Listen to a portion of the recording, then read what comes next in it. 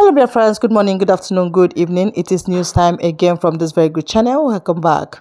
How are you all doing? Hope you are good. I pray that God will be with you in your endeavors. Today we have another update for you, and I want you to, after listening to it, you drop your opinion and suggestions you have so that Biafra will be free. And that's just it. Okay, let's go there. The president of the most powerful nation of the world has officially recognized and approved the USB constitution. Yes, the question is, how did it happen and how did it get to the desk of the president? Well, this whole thing all kicked off on the 30th of March last month, where we received a publication and also received an article released on X, or now called Twitter, from the USB government, where it categorically states that the USB government will officially release its constitution. So the moment this particular news or briefing was released from the official USB page on Twitter, the government of the USB also made a massive move. They contacted an individual domiciled in the US political system, a man known as Mike Johnson. Yes, this man known as Mike Johnson happens to be the 56th Speaker of the House of Representatives. Is his quick bio page on Twitter, where it clearly states that Speaker Mike Johnson. This is the man, a politician domiciled or who works with Donald Trump. This is the man that the USB government had to call that, bro, we have something we want you to do. We want you to alert the president of the USA regarding our constitution. Yes, just in case you don't know who this man known as Mike Johnson is, this guy has over the past couple of years worked hand in hand with Mr. Simon in creating massive awareness about the USB movement. It's a post released by Mr. Simon himself, where he states that breaking, the moment USB charter was handed to Speaker of the House of Representatives in the person of Congress Mike Johnson. Yes, just in case you don't know, this Mike Johnson is the individual that Mr. Simon handed the USB charter last year. It's the video of that particular event. As you can see, we have Mike Johnson with individuals representing the USB wielding or holding the USB charter. So this is the man that the government of the USB alerted and informed about the USB constitution. Yes, moving on swiftly. This man known as Mike Johnson reported that he has informed Donald Trump about this constitution. Yes, he informed the USB government that, see, I have officially told Donald Trump about your constitution, and he has given his green light, and subsequently he's going to approve and put this into consideration.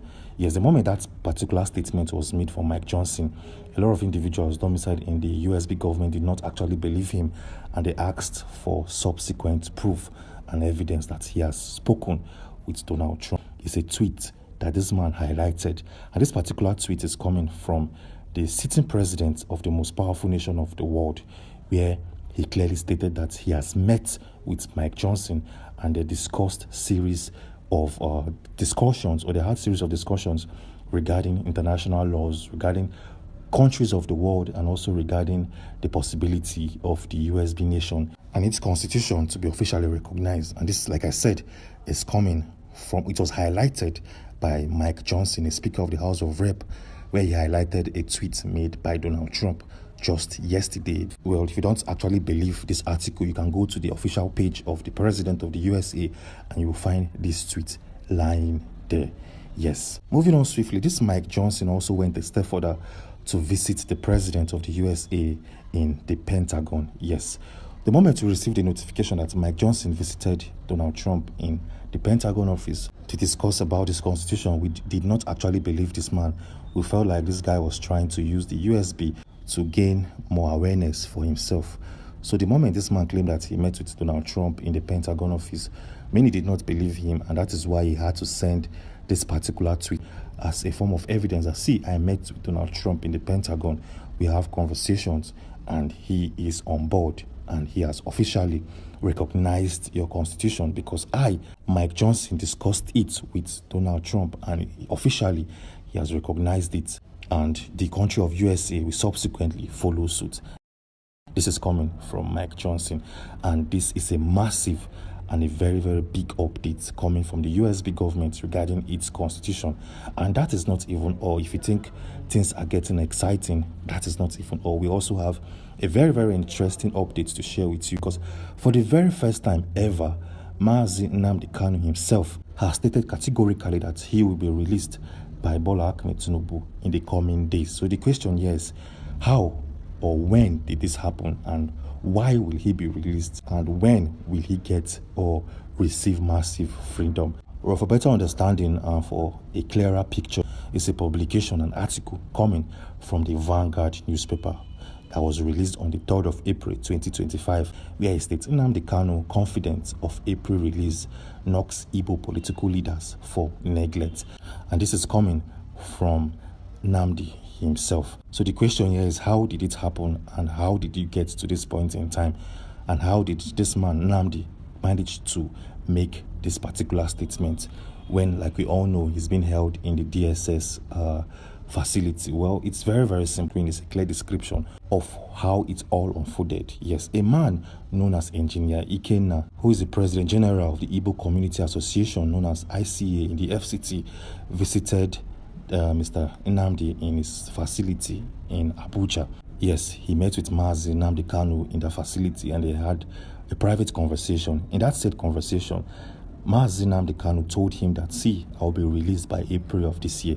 This is an official statement coming from the presidency, that by April of this year, I will receive and regain massive freedom. Like I said, this is coming from the mouth of Mazi and not from my own words, as the case may be. Yes, this said publication also went a step further to give us more clarity about this particular case, where it states that the ICA leader stated that Kanu, despite being in detention, appeared healthy, had gained weight, and remained in high spirits.